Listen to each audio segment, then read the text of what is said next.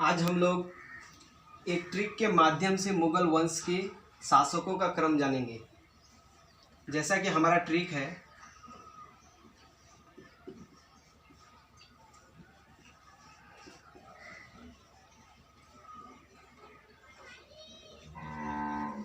भाई साहब, B4 होता है बाबर,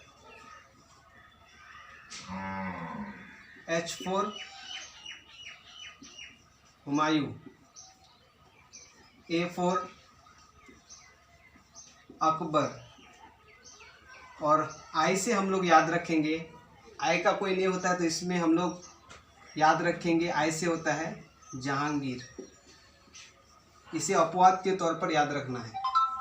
S4 होता है शाहजहां, A4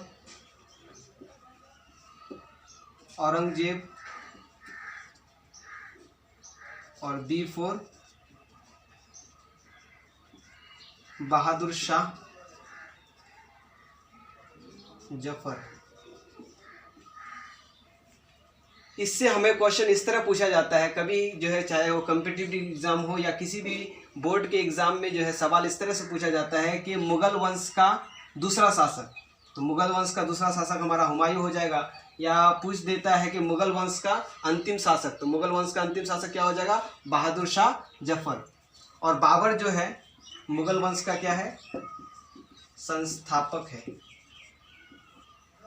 याद रखना है, बाबर को मुगल वंश का संस्थापक कहा जाता है और संस्थापक है। और औरंगजेब को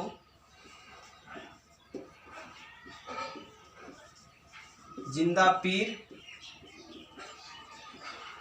या आलमगीर के नाम से भी जाना जाता है।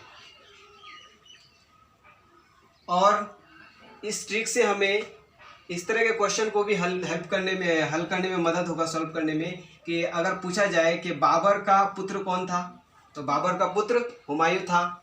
हुमायूं का पुत्र अकबर, अकबर का पुत्र जहांगीर, जहांगीर का पुत्र हो जाएगा शाहजहां, और शाहजहां का पुत्र औरंगजेब, और औरंगजेब का पुत्र हो जाएगा बहादुर शाह जफर।